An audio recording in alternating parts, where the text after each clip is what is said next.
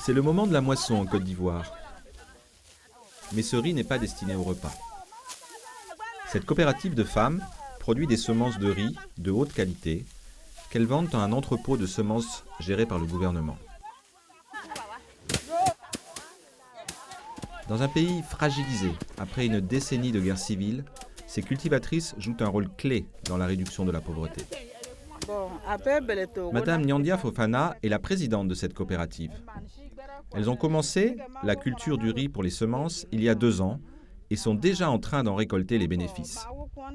Avant, on souffrait. Souvent, même ce que tu veux manger là, tu n'en trouves pas. Mais quand on vend le riz là, le riz des semences, on prend pour payer manger. On est bien nourri maintenant.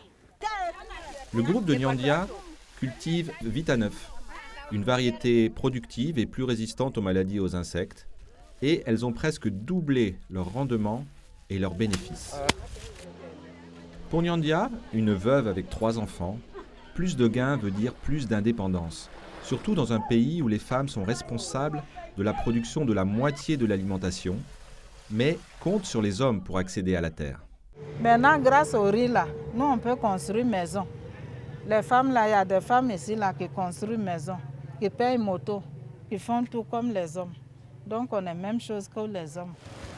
Pour assurer que les semences sont de haute qualité, Nyandia a besoin d'un certificat du gouvernement et doit suivre des règlements stricts, depuis le choix du terrain jusqu'à la façon correcte de faire sécher les semences.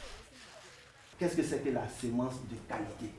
Avec 30 autres producteurs de riz de différentes zones, Nyandia a été sélectionné pour suivre un stage de formation intensif et a eu l'opportunité de partager des expériences avec d'autres riziculteurs. Jusqu'à maintenant, plus de 800 producteurs ont suivi un stage de formation pour cultiver des semences de qualité. Toutes les semences produites sont envoyées dans un entrepôt gouvernemental. Là, des machines séparent les bons grains des mauvais. Après un 3e contrôle final de qualité, ils sont stockés jusqu'au prochain semis où ils vont être distribués à des centaines de cultivateurs.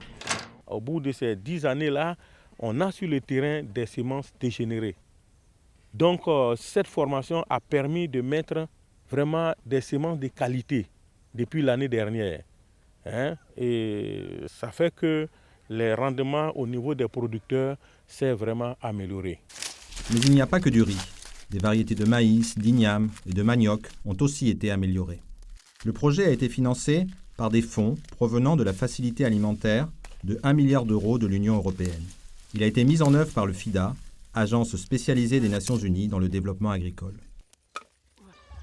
Tirant avantage des bons augures pour la sécurité et la stabilité politique, les activités de ces projets permettront de rattraper le temps perdu. En Côte d'Ivoire, le combat contre la pauvreté va de pair avec le maintien de la paix.